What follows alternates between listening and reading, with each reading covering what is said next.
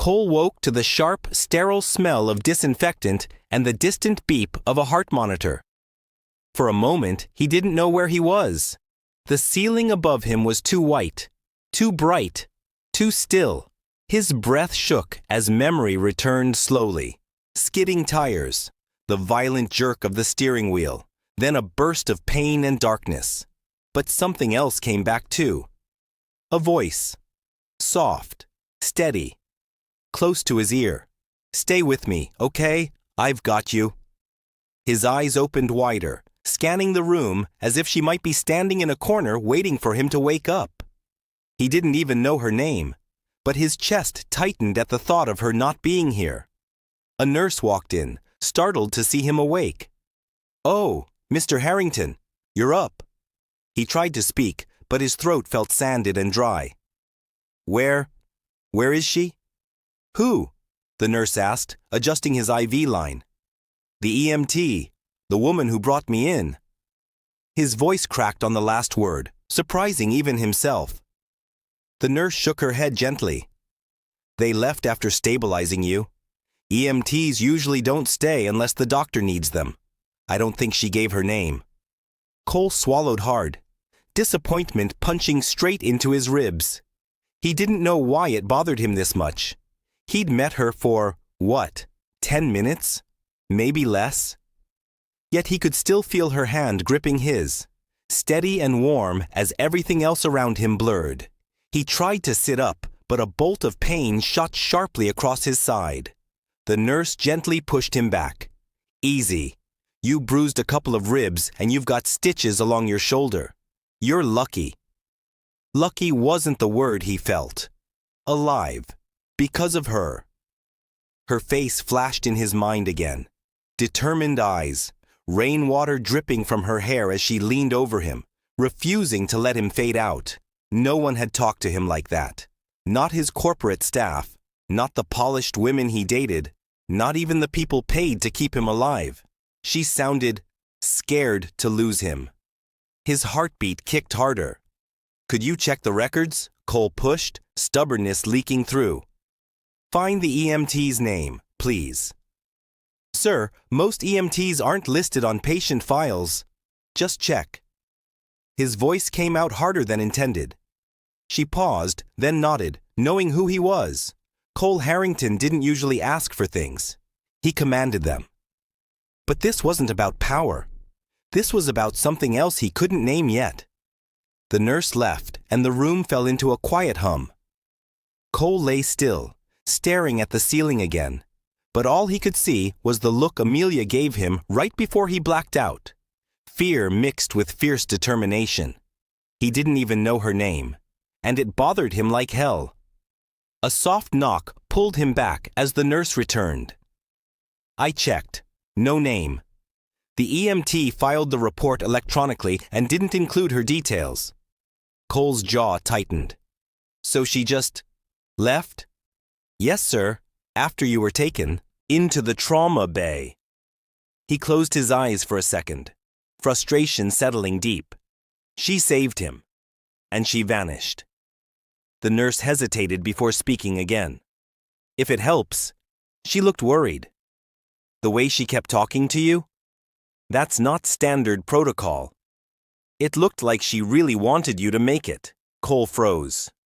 That one sentence landed deeper than it should have. "Rest for now," the nurse added softly. "Your vitals look good. You'll be discharged later today." Cole barely heard her. He kept replaying the rescue in his head, the feel of her hand in his, her breath warm against his cheek, the steady rhythm of her voice when everything else was chaos. He wasn't supposed to care. He wasn't supposed to remember. But here he was, unable to think about anything else. Hours later, after paperwork, scans, and too many questions from doctors, Cole finally stepped out of the hospital with a stiffness that made every step hurt. Mark, his head of security, pulled up with a sleek black SUV the moment he appeared. "Sir," Mark said. "Thank God you're all right. What happened?" "I'm fine. Take me home." Mark looked like he wanted to argue, but didn't dare. Cole sank into the back seat with a wince as pain shot down his side. The city outside the window blurred into streaks of color as they drove. But his mind wasn't on the skyline. It was on her. The EMT with the calm voice and steady hands. The woman who called him sir, but said it like she wasn't intimidated at all. The stranger who held his life between her palms and refused to let go. He didn't know her name, but he remembered everything else. Her face, her voice, her strength, her warmth. Who was she? And why did losing sight of her feel like losing something he never had? The SUV pulled away from the curb, the hospital shrinking in the side mirror. But Cole couldn't shake the feeling that something important was being left behind inside those walls. Mark glanced at him through the rearview mirror. "You sure you don't want to stop by the office? Your mother's already called twice. The board's nervous." "Take me home," Cole said quietly. Mark knew that tone. He didn't argue again. The city blurred past in streaks of gray and yellow. Normally, Cole would be thinking about deals, contracts, numbers, always numbers.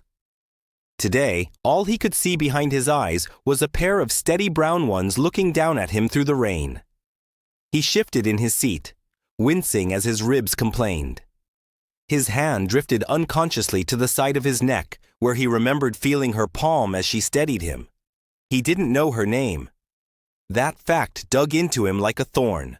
By the time the SUV pulled up in front of his building, his mood had soured into something raw and simmering. The doorman straightened the moment he saw the vehicle. "Mr. Harrington, welcome back," he said, opening the door quickly. Cole stepped out, adjusting his jacket despite the way his muscles protested. He nodded stiffly and walked through the lobby without slowing, taking the elevator straight up to the penthouse. The door slid open to reveal cold marble floors, high ceilings, and a sweeping view of the city through glass walls. It felt empty. For the first time since he'd moved in, it felt painfully, echoingly empty. He dropped his keys on the table by the door and headed straight to the bar, then stopped halfway. The doctor's warning about mixing pain meds and alcohol tugged at the edge of his conscience. He sighed instead and went for the fridge, grabbing a bottle of water. The cool liquid didn't ease the tightness in his chest. He grabbed his phone, sat on the edge of the couch, and stared at the dark screen for a long moment before unlocking it. His assistant had flooded him with messages. Board meeting rescheduled. Media requesting comment. Insurance company demands. Lawyers asking about statements. He scrolled past all of them. Finally, he opened a new message and typed it to Mark. "Find everything you can about the EMT who brought me in. Name, station, shift." He hovered over the seat for a second, then hit it. It took less than 30 seconds for the typing bubbles to appear. "You mean the paramedic? You sure?" "Yes." There was a pause. Then, "I'll check with the hospital and pull the report."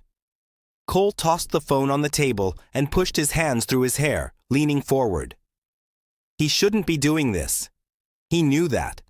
But the thought of just letting her disappear into the blur of a million New Yorkers gnawed at him.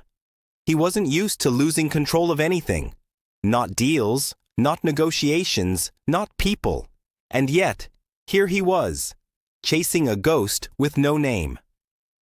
Across the city, Amelia stood in front of the mirror in the locker room, rubbing at a faint bruise along her forearm.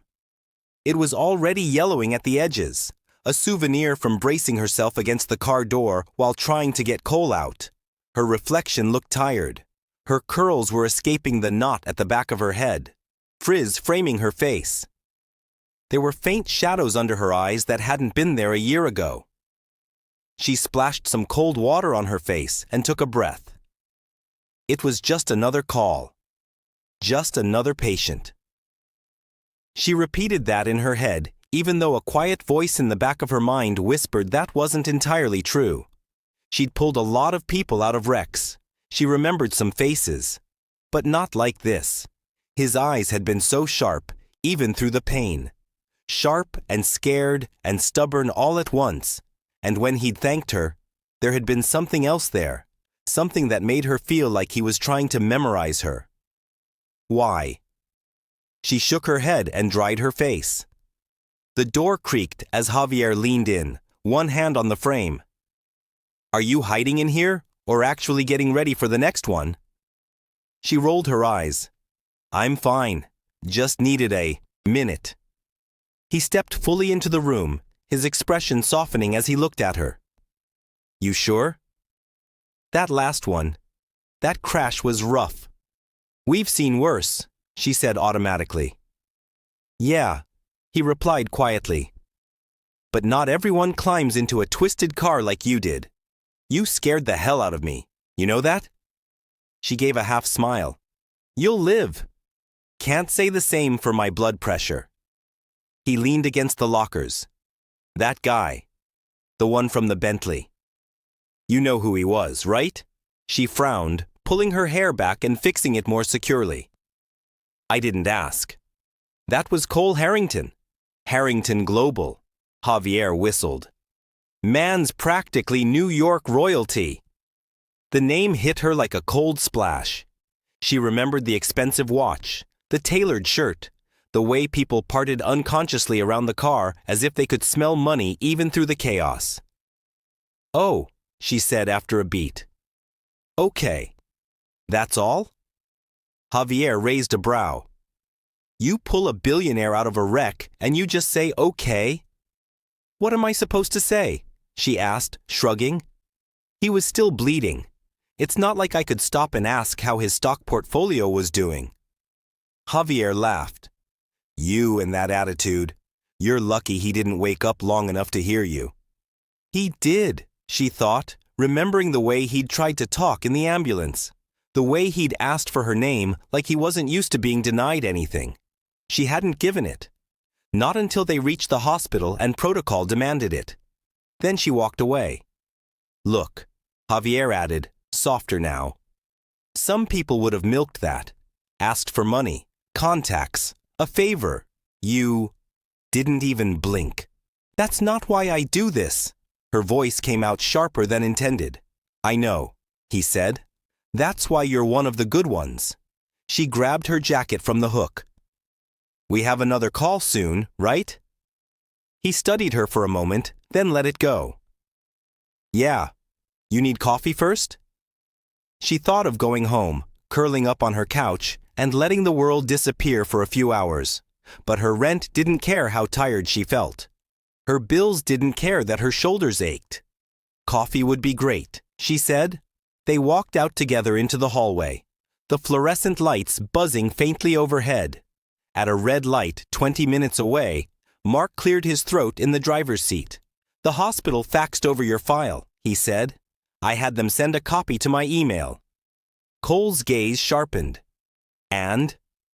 I don't have her name yet, Mark replied carefully. The EMT listed as primary in your case is A. Brooks. That's all the report shows. No full first name. Brooks, Cole repeated quietly, tasting the syllables. It didn't feel like enough. He wanted more. He wanted the sound of her full name. We can trace her through the station, Mark added. City database says she's likely assigned to one of 3 depots. I'll narrow it down.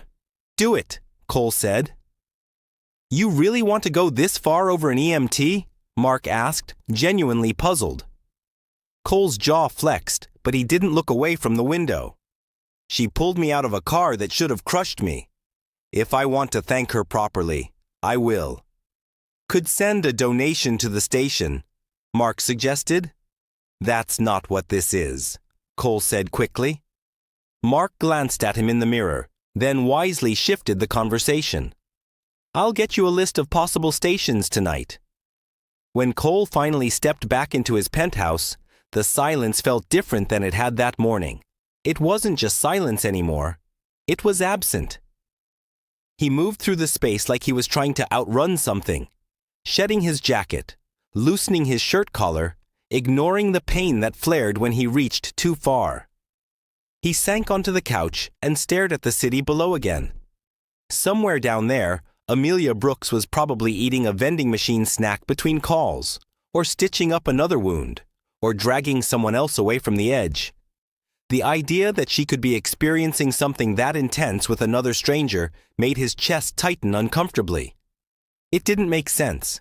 He didn't know her. He shouldn't care. But he did. He leaned forward, elbows on his knees, fingers laced. "A. Brooks," he murmured under his breath. "Who are you?" Across town, Amelia walked out of the hospital cafeteria, balancing a flimsy cardboard cup of coffee and a blueberry muffin on a napkin. The line had been long, the coffee weak, and the muffin stale. But there wasn't much else she could do on a paramedic's wage. She stepped outside onto a small concrete landing near the ambulance bay, needing air.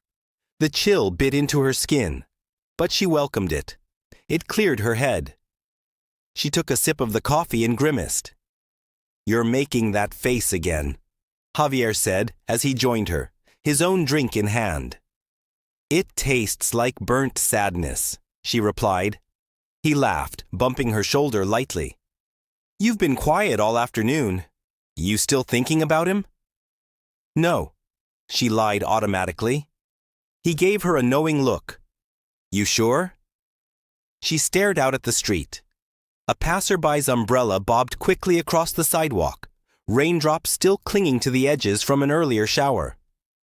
Sirens wailed faintly in the distance, a sound she'd grown so used to that it had become part of the city's heartbeat. "I've just had a long week," she said. "It's Tuesday," he pointed out. "Exactly." He sipped his drink. "If it helps, the rich guy lived." "I know." Her voice softened without her meaning it to. "I saw his chart before I left." "You went back in to check?" Javier asked, amused. "And you say you're not thinking about him." She rolled her eyes. "Fine. Maybe I wanted to make sure he wasn't dead. Most people would have Googled him instead." "I don't care who he is," she said. "I care that he walked out." Javier studied her face for a moment, then nodded. "That's why I trust you more than anyone else on shift." Their radio crackled again, breaking the moment. "Unit 7. Respond to—" "Here we go," Javier muttered, turning to head toward the rig. Amelia tossed her half-finished coffee and followed, pulling her jacket tighter as if she could wrap it around the loose feeling in her chest. She didn't know it yet, but the city wasn't done with her and Cole Harrington. Not even close. She was trying to forget him. He was already planning how to find her. And somewhere between those two truths, something dangerous and life-changing was starting to form. By the time Amelia and Javier returned from their next call, the sky had shifted into a dull shade of twilight. The EMS garage was filled with the familiar rumble of idling engines and the sharp hiss of air brakes. Amelia climbed out of the ambulance, her muscles screaming in protest after lifting yet another patient. She rolled her shoulders and took a deep breath, but her mind wasn't on the call they'd just finished. It was on him. Against her better judgment, he kept slipping into her thoughts. It wasn't the injury. She'd seen worse. Hell, she'd saved worse. It wasn't the crash. Those were almost routine in this city. It was the way he looked at her. Those sharp, dark eyes softened by pain, and something else she wasn't ready to define. Something that made her feel seen. She hated that she remembered it so vividly. She walked inside to return the medical bag and restocked gauze, tape, and IV fluids. She should have been thinking about filing reports or grabbing a protein bar. But instead, she felt this strange, hollow ache deep in her chest. She'd walked away from him at the hospital because that's what she always did. Save a life. Step back. Move on. She had to move on. People like him lived in a world of private jets and 7-figure insurance plans. People like her lived paycheck to paycheck, praying the landlord didn't raise the rent again. Their worlds didn't mix. They never had. They never would. She wiped down the stretcher rails mechanically, her hands moving on autopilot, then she froze. Because for a moment, Her mind drifted back to how tightly he had grabbed her wrist in the rain, as if she was the only thing anchoring him to the world. She exhaled sharply and pushed the thought away. Across town, Cole stood in his penthouse office, staring at the city like he expected to find her somewhere in the glow of the streetlights. His phone buzzed on the counter. Mark. Cole grabbed it immediately. I tracked it, Mark said without preamble. There are 3 EMS stations she could have come from. 2 of them have no one with the OW. Name Brooks. And the third? Cole asked, voice low. Harlem Station. They have a paramedic listed as A. Brooks on the day shift 2 times a week. That lines up with your crash time. It's likely her. Cole's hand tightened around the phone. What's her full name? He asked. Not sure yet. City systems are slow. I'll have more by morning. But if you really want to thank her... Mark hesitated. You could drop by the station. Cole didn't answer. Not because he hadn't thought of it, but because he'd thought of nothing else. He'd replayed those 10 minutes between life and death on a loop since he woke up. The sound of her voice was a bruise on his memory. Soft, painful, impossible to ignore. He didn't want to owe her money or a donation or some corporate gesture. He wasn't sure yet. But it wasn't just gratitude. After hanging up, Cole paced his living room slowly, hands in the pockets of his slacks. He didn't usually act on impulse. He didn't chase anything or anyone. But he couldn't shake the feeling that if he didn't do something, didn't find her, he'd regret it. That thought alone annoyed him more than the cracked rib. A knock echoed through the penthouse. Cole frowned. He wasn't expecting anyone. When he opened the door, Lucas stood there, eyebrows raised, holding a stack of documents. You look like hell, Lucas said, entering without waiting for permission. I'm aware. Cole shut the door behind him. Lucas dropped the papers on the marble counter. Signed your release forms. The press wants a statement. You need someone to craft it or... I don't care about the press, Cole said, sharper than intended. Lucas blinked. Okay, then what do you care about? Cole didn't answer right away. Lucas followed his gaze to the window. You're thinking about her again? Cole's silence was all the confirmation he needed. Cole. Lucas sighed, rubbing his forehead. You can't do this. She was doing her job. You're taking this way too personally. It feels personal, Cole muttered. Lucas stared at him like he was losing his mind. You met her for minutes. Minutes, Cole. Do you think I don't know that? Cole snapped. The frustration, the confusion, the lingering adrenaline from the crash. It all burst through at once. He wasn't angry at Lucas. He was angry at himself for feeling something he couldn't control. Lucas softened, realizing this wasn't just stubbornness. Look, just take a breath. You hit your head. You're emotional. This isn't you. I know, Cole whispered. And that was the problem. Lucas placed a hand on his shoulder. Let it go, Cole. For the first time since he woke up, Cole said the truth out loud. I can't. Lucas exhaled heavily. Fine, but promise me you won't do anything reckless. Cole didn't respond. That was enough. Promise. After Lucas left, Cole sat alone in the dark penthouse, hands clasped together. The only sound was the distant hum of the city. Sirens, traffic, life happening miles below him. At that moment, he knew this wasn't going away. He wasn't slipping back into his old routine and pretending she didn't exist. Amelia Brooks. He didn't know her yet, but he would. And somewhere on the opposite side of the city, Amelia stood outside the ambulance bay, staring at the street with a strange heaviness in her chest. She whispered under her breath, soft, almost conflicted. I hope he's okay. For 2 people who didn't even know each other's full names, they were thinking the exact same thing.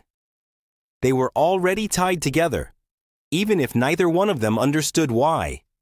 Don't forget to subscribe so you don't miss episode 3 tomorrow.